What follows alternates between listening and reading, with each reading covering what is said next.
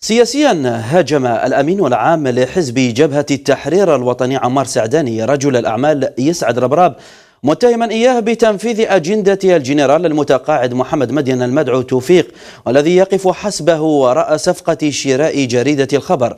ودعا سعداني في تجمع جهوي لحزبه بتبس زعيمة حزب العمال لويزا حنون ويسعد ربراب للاختيار بين المال والسياسة. هي خرجة جديدة لأمين عام الأفلان الذي حول فيها تجمعات بس الشعبي كعادته إلى ساحة للمعركة المفتوحة على كل الجبهات.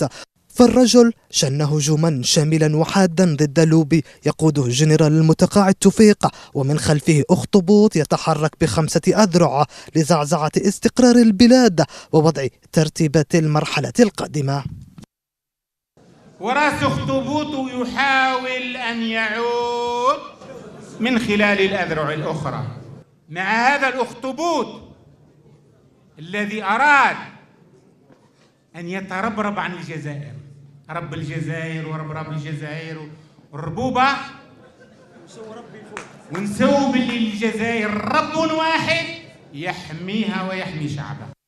قضية شراء مجمع الخبر المثيرة للجدل دفعت بسعداني إلى الخوض في تفاصيلها بالقول إن ربراب ما هو إلا مجرد واجهة للقضية حسب سعداني التي تحركها تحالفات جنرالات المتقاعدين بعدما انتهى عهد صناعة الرؤساء كما يقول. لحاب يشري الخبر هو راس الأخطبوط باسم ربراب لكي كان يعين الرؤساء والوزراء. اليوم ما عادش يقدر يعين حتى شاف دي بيرو في بلدية نائية. وفي نفس الاتجاه سهام الانتقاد لدى سعداني تصوب مرة أخرى نحو زعيمة حزب العمال المتهمة بالمتاجرة بانشغالات الطبقات الشغيلة خدمة لمصالح رجال الأعمال. تدعي التروتسكية والاشتراكية والديمقراطية، وشفتوها اليوم تحب تبيع العمال لرجل الأعمال ربراب. حزب العمال يتاجر بالعمال. وبعيدا عن كل التحفظات سعداني يتهم في المقابل بالعياط الذي أضحى يتحرك حسب الرجل بإيعاز من مدير جهاز الديارات السابق لكسر استقرار الأفلان ليس إلا. هذا العياط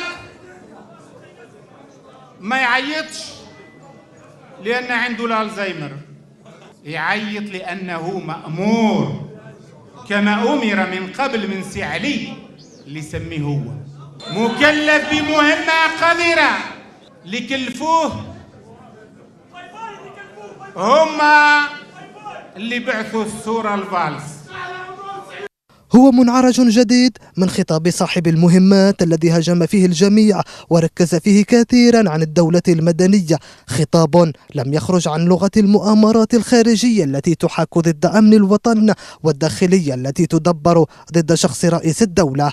وفي ظل هكذا مشهد من فصول الكشف عن المستور تغرق الساحة الوطنية في مزيد من التجاذبات وصراعات الاستحقاقات القادمة.